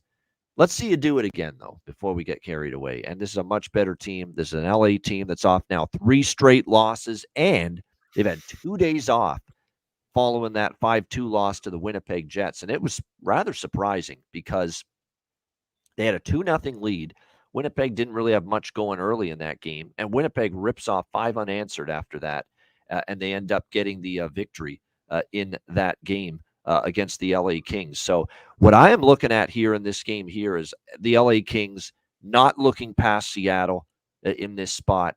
And oftentimes when you've got a superior team that is going to be focused and is going to be meaning business and wanting to put their best foot forward against a team that they should be able to beat, that's usually the time and the spot when I want to be on the LA Kings. And that's kind of what I'm looking at here. They've played, by the way, 4 previous times in Seattle since the Kraken have been in the NHL, 3-1 for LA in the 4 games in Seattle. Look, I'm just going to take the -150. I'm not going to go regulation or -1 or anything like that. It's right along my threshold. I don't lay chalk very often, as you guys know. Like, have I laid anything close to this price on this entire card so far? No. So, once in a while, I don't mind laying -150 or paying up to lay it. In this spot, I don't mind paying up to lay it with LA. I think they bring it. I think the 3-game losing streak comes to an end. And even though Seattle's played better the last 2 games, Florida, who's had a bad road trip so far, and Chicago, who are in the dumpster right now, that's not exactly the opponent they're playing tonight, the LA Kings, who I expect, again, focused now after 3 losses in a row and 2 days off to stew after the Winnipeg loss in their previous game. I don't love – the one thing I am concerned about is all this fucking travel for the LA Kings. That East Coast road trip, back home for 1 game, and you're back on the road again here in Seattle tonight. So they have had to do a lot of travel. I get worried maybe it runs them down a little bit energy-wise, but no, I'm going to still stick with it. LA -150 here for me. Alex, what do you think here? Kings, Kraken. Yeah, I'm just going with the first period over 1.5 -$1.20, and I'm going with Kings first period puck line, laying the half a goal at +155. Like I said, I think Kings, they're comfortable being on the road. Obviously, they've only had the 2 losses. And this is a Kraken team. Like I said, they got to show us that they can string some wins together. And maybe they do. Maybe they, like I said, they take advantage of the Kings with the travel late and find a way to get a win. So with laying the half a goal and getting that plus money in the first period puck line, that ensures us, okay, we can get out of the first 20 minutes with a Kings lead, hopefully a Kings 2-0 lead, cash both of those. Maybe Seattle shows some life and we can bet Seattle next goal to start the second period. Maybe we can try and grab a better adjusted price on Seattle money line in the game. So that's the kind of way I'm looking at it. I'm leaving this open-ended for some live opportunities, but we're going to play it small with first period over 1.5 -$1.20 and Kings first period puck line +155. Yeah, I might sprinkle a little on that first period puck line on LA. As you know, you're going to get a nice plus price on that. In addition to the -150 on them for the full game. The first period puck line is +168 at Pinnacle, +160, at some other spots. So you do get a very good price there with that. And again, we're talking about a Kings team that on the road's been spectacular this year, 11-2. And there's an asterisk beside the 2 road losses. The Islander loss was after they got the record against Montreal. Letdown spot. You could tell. And when they lost to the Islanders. And then it was the back-to-back against the Rangers. Tough spot. Yep. And quick, wanting to play his butt off against the Kings, his former team. Those were the 2 losses. Both of them tough spots. So other than that, they're perfect on the road this year. So, yeah, I like the Kings here. What do you think here, Zach? LA, Seattle. Yep, I like the Kings as well. I think they're going to get back on track here. I'm going to even go -1.5, I think, on them. So that's kind of where my head's at on them. That's about it for me on that game. -1.5, Kings. All right, crown them. Crown them. We all like the LA Kings tonight in some fashion here, taking on the Seattle Kraken. Prop-wise, maybe, look, Yamamoto suddenly 2 games in a row he scored. That's the one Kraken prop that I think's got really great value tonight. And then for LA, it's the usual people, right? Trevor Moore, it's Quentin Byfield. They've been absolutely outstanding of late for the LA Kings. So I would say they're my favorite player prop looks. By the way, Phoenix Copley day-to-day with an illness. Kaliev day-to-day as well for the LA Kings. So expect Talbot and Decord. Not confirmed, but expecting Talbot and Decord in net right now in this game for the Kings and the Kraken. All right, final game of this Saturday card. It's Tampa Bay and Zach Urban's Calgary Flames. We've got -110 here, both sides, 6.5 the total in this one. Calgary's coming back off a road trip back home to the Saddle Dome. It's not the greatest scheduling spot necessarily for them. And now you got a Tampa Bay team that has struggled on the road. I don't love the idea of backing this team on the road, but they have won 2 of their last 3.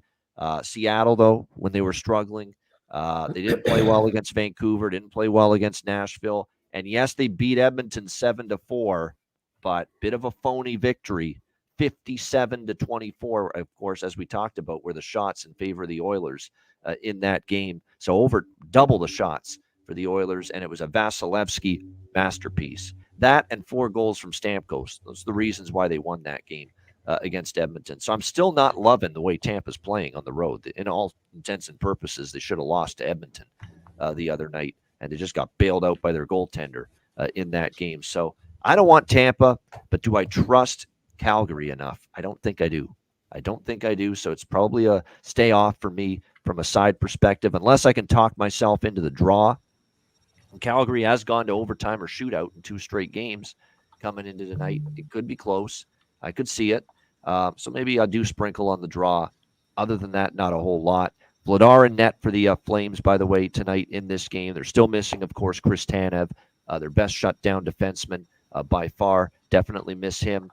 I would expect Vasilevsky here for Tampa Bay. I know he had a huge workload against the Oilers, but this is not a situation where we saw we don't have a back-to-back here for Tampa Bay tomorrow, so I'd expect Vasilevsky to be in net. So really maybe a small sprinkle on the draw, and I don't know if I love anything else other than that here in this game. As far as head-to-head matchups go, we've actually seen the under cash in 3 of the last 4. The game in Calgary last year went over. Prior to that, we saw a lot of unders. So it's mostly a prop game for me, this will be, other than maybe a small look toward the draw. I will say this, the first period, both teams to score, I could see. More so I like that than the over 6.5. What do you think here, Alex? Lightning, Flames.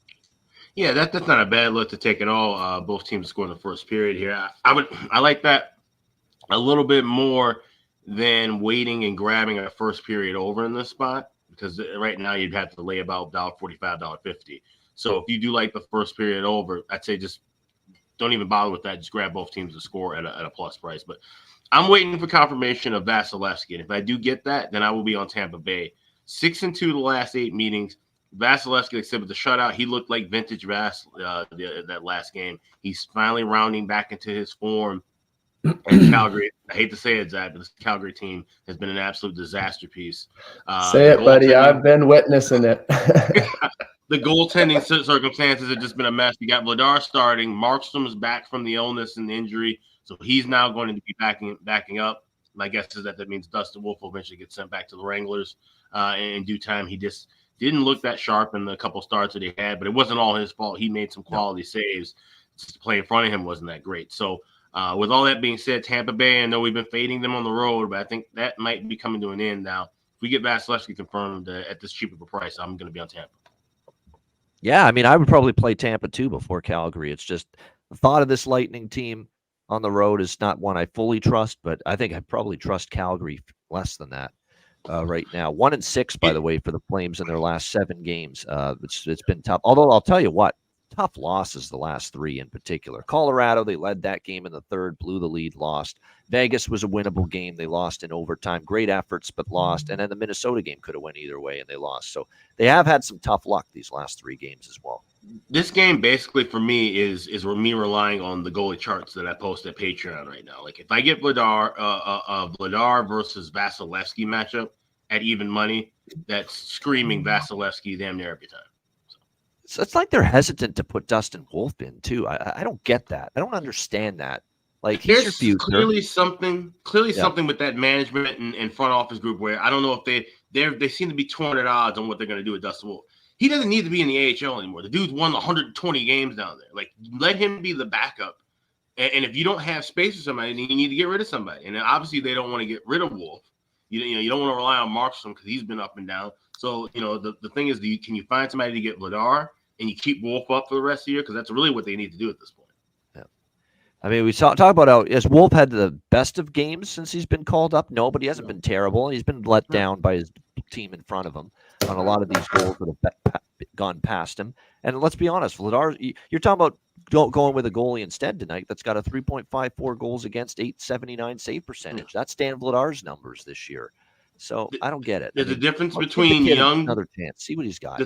There's a difference between a young goalie who looks bad with a bad team and a guy who's just not that good. And Vladar's is not that good. Yeah, he's had a tough go. He had a great start to last year when bailing out the Flames when Markstrom was in the tank. And then he started to struggle late in the season, Vladar, and it's carried over so far into this year. He's had a tough start. Zach, your team's in a bit of a funk. What do you think here? Lightning Flames. Yeah, it's been a bit of a hard time lately, as per usual, though.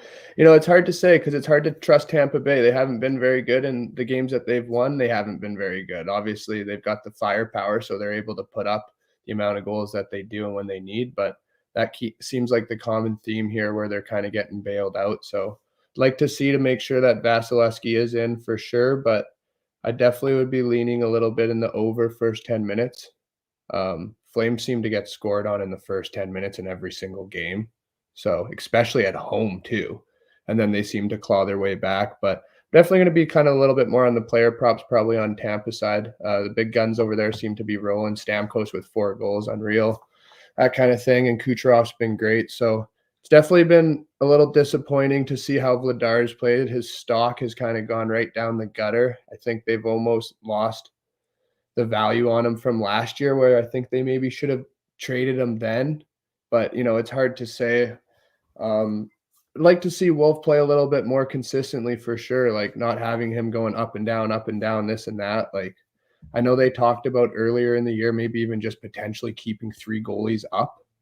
You don't really see that too often, but I know they had talked about that. So it'd be nice to honestly see Vladar get rolling a bit so that they could maybe think about moving him near the deadline and then having Wolf come up. But I honestly still think that the value in the team is trading Markstrom. Honestly, like, he's got a pretty valuable contract.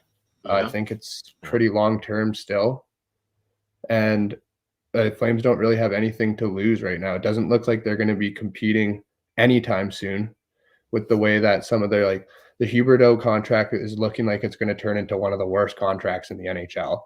So that's pretty, he's on pace for worse numbers this year than he was last year. And you heard all, the Sutter this, he's that, lost blah, his blah, passing blah. ability too. It's just, that was always such sometimes great. when you're watching him out there, it looks like he's just either fighting the puck or fighting it to stay in the lineup almost. Not a superstar caliber player. He looks out of place more times than not, which is just mind-boggling to me. So that's definitely been a little bit of a disappointment, but I don't know. The Flames always seem to put an interesting game on the board, so I expect that at home. And they haven't played very many games at all this year, Saturday night at home. So I don't know if that's going to play a factor or not. So definitely going to stay away a little bit, but I think it'll be an entertaining one.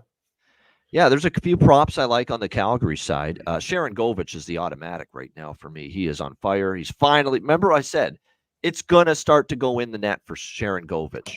Because he had all those chances when he first got put on the top line, and it was posts and crossbars, and the goalie was robbing him a couple of times, and he just couldn't buy one when he first got moved to the top line by Ryan Huska. Well, now the last 4 games, 5 goals and 6 points in the last 4 games for Igor Sharangovich. So he's the prime goal prop and player prop bet tonight for me in this game for Calgary. He's Calgary's leading goal scorer. Really now? Wow. Yeah, 10 goals. Hot surge, yeah. 10 goals. I'm looking at it right now. It's been confirmed since we've been talking about this game. Vasilevsky is going to be starting, so I am on Tampa Bay. Yeah. There it is. Official play now for that. Yeah, there you go. Vasi and net, Tampa Bay for Do you know Alex. who's been crazy disappointing, in my opinion, for the Flames, especially in contract years? Lindholm. I don't know if he's just sick of it there or what's going on. And, because, obviously, losing your 2 star players with Gaudreau and Tkachuk, obviously that's going to take a hit on anyone, no matter who you are. But he hasn't really been able to find his game. And you think with, his contract coming up, most guys are playing pretty good. But he's really not hovering too high right now, in my opinion. He plays a lot of minutes and he does a lot of other things. But offensively, it's not really clicking too well for him, it seems. I would agree. Lindholm, we need a little more from him right now. As with Kadri as well. And he's starting to heat up a little bit. Kadri, young guys kind of rejuvenated Kadri. You saw him, Prospelli or whatever his name is, came up, and Zari. really threw some jump back into Kadri, and you can see that he's playing with a little bit more emotion, because when he's not playing with emotion, he's one of the worst players on the ice.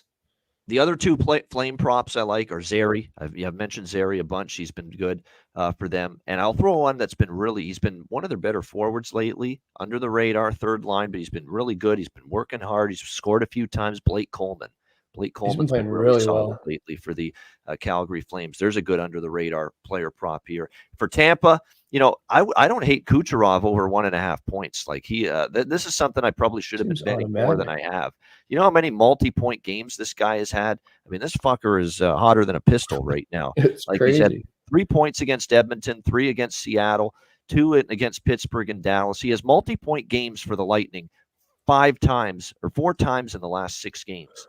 So, the over 1.5 points, you could make a clear case for that with Kucherov. And then for goal props, I would look probably Nick Paul, because he's in the top 6. Or actually, he's been dropped down, so maybe not. But Cirelli, Hagel, those two in particular, and got to go back to the well with, as long as he's with Kucherov and Point on the top line, got to go back to the well with Alex Barré-Boulet. He will score a goal from a second-hand shot. Alex Barré-Boulet. Yeah, I think, again, has had chances, hasn't found the net yet for this team, but continue to play on that top line, get that opportunity. I still think his prop's worth a look as well. How about that for analysis of this Saturday card, man? An hour, 40 minutes, 13 games, huge slate, over 200 live viewers. We appreciate it. Hit the like button if you haven't done so already on YouTube.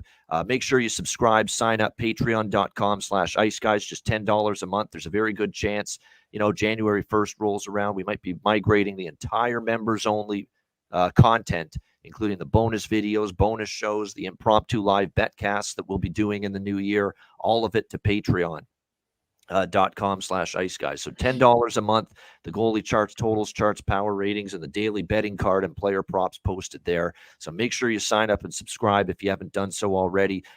Patreon.com/iceguys, just $10 a month. And check out the Ice Guys store, iceguys.myspreadshop.com.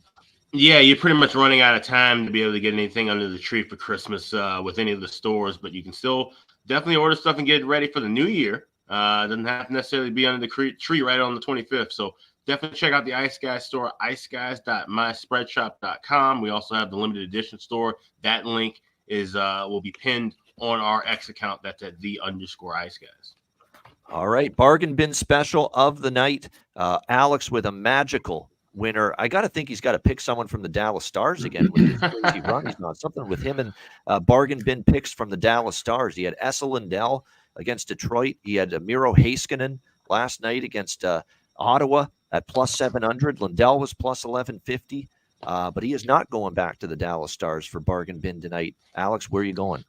No, going out to Edmonton tonight. And like I said, I was torn between 2 different games. So I will give out the other one that just missed the cut, Scott Lawton, +440 for Philly against Detroit. I mean, seeing his numbers, he's an absolute Red Wings killer. So that makes sense to grab at some point. But my true bargain bin special tonight is Evan Bouchard to get a goal at +370. I mean, this dude has been just scorching hot right now. An absolute point machine. Like I said, he's been firing the puck. And, I think he could definitely find a chance to get to the back of the net. We cashed him about a couple of weeks ago. See if we can do it again. Evan Bouchard +370, anytime goal. My bargain bin special tonight. All right, good stuff. Evan Bouchard, and that'll be on my card for player props tonight as well. Evan Bouchard to score a goal for the Oilers, +370. Zach, have you got one in mind tonight? Bargain bin special of the night. Yeah, I got one. I'm going with Erik Karlsson. Anytime goal scorer. I got him at +325 at Bet365. I haven't really shopped around anywhere else, but he's been scoreless for a while. Their power play's starting to heat up. He's had his chances, so I'm kind of thinking on that one. Yeah, I like the angle of their power play heating up because Karlsson goes with the power play. That is for sure. He's a big integral part of that. And I think eventually, if the power play continues to produce well, he'll eventually find the back of the net. So +390 actually at FanDuel with Erik Karlsson. Nice. To score a goal for the Pittsburgh Penguins. So there you go. Good selection there for Zach Urban with his bargain bin special of the night. I'm going to give you 2 because I can't choose between them. Igor Sharangovich is at the just barely meets the criteria. There's +300 at Bet Rivers, right on the nose. So it meets the criteria, and because it does, that is absolutely bargain bin special material because he's been on fire. We've talked about it. What is it? 5 goals in the last 4 games for the Flames, plus 300. Yegor Sharangovich for Calgary. That's one of my 2 bargain bin specials. And the other one, even though I don't trust this team to put 2 good games in a row together, I do trust this man maybe to score for a 3rd straight game up on the top line for the Buffalo Sabres, and that is Zach Benson, who has been absolutely outstanding for the Sabres since being put with Thompson and Tuck on the top line. Goals in back-to-back games, plus 360 at FanDuel for Zach Benson of the Buffalo Sabres to once again score a goal. He did last night against against Vegas. I expect him to find the back of the net tonight as well against Arizona. So there you go. Yegor Sharangovich for Calgary, plus 300. And also Zach Benson, Buffalo Sabres, plus 375. Actually, you can find at Bet365 to score a goal. So there you go. And Mike, I like Coleman as well. It's not bargain bin, but Coleman will be on the goal scorer prop card tonight for sure for Calgary as well, no doubt. All right, there you go. Bargain bin specials. To recap, Evan Bouchard, Edmonton for Alex, Erik Karlsson, Pittsburgh for Zach, and I am on Yegor Sharangovich for Calgary and Zach Benson for Buffalo. All right, best bets. Alex, what do you got for best bet? I think everybody knows what this is going to be. This is the Dallas Stars, St. Louis Blues, first period over 1.5. $1.32 is the cheapest thing I'm seeing at FanDuel still. So grab that. Anything 140 or better. That is a certain buy on. 7 in a row for the Stars, 20-5 the last 25. And St. Louis has been on a nice little run themselves to the first period over. So I expect goals. I'll also look at both teams to score, but we're going first period over. Minus $1.32 with the Stars and Blues. That is my best bet this big Saturday. All right, Stars Blues over 1.5 first period. Best bet for Alex B. Smith after cashing it with Dallas last night is the best bet against Ottawa with that first period over. Zach, what do you got for best bet? I'm going first period over with the old Flames and Lightning. Not the best value, but I think it's going to be high scoring right off the bat. So that's my best bet of the night. All right, there you go. Tampa Bay, Calgary, goals early. And I kind of personally like like I said, the both teams to score in that first period of Tampa, Calgary. So that's in line with that. So first period over 1.5 minus 140 with the Lightning and the Flames for Zach. Urban with his best bet. My best bet here for this Saturday card, finally back in the win column with the best bet yesterday with Boston and the New York Islanders over. Was very, very happy to see that. For best bet tonight, you know what? I'm going to go right back. Look, it treated me well. It got me out of my funk with the best bets last night. And hopefully it can keep it going tonight. I'm going to go right back to the Islanders over again with Montreal. We saw Montreal last game go over against Pittsburgh. Islanders 8-1 to the over for the New York Islanders in their last 9 games. If it ain't broke, don't fix it. For me, we'll go with Islanders, Habs over 6 minus 110 for my best bet here for this Saturday card. That'll wrap up this edition of the Ice Guys. Thanks to everyone in the chat for joining us. Hit the like button on the way out. A reminder, the Ice Guys is live 7 days a week, Monday to Friday, 2 p.m. Eastern, Saturday and Sunday, noon Eastern. And if you can't watch the show live, download the Ice Guys podcast in audio form on all major podcast platforms, Google Podcasts, Apple Podcasts, Spotify, Stitcher, iHeartRadio, Amazon Music, and more. Download the Ice Guys podcast when you can't watch the show live. For Alex B. Smith, for our Saturday guest, Zach Urban, I'm Ian Cameron. Have a great Saturday. Enjoy the games and good luck. And we will talk to you again tomorrow on Sunday for another edition of the Ice Guys.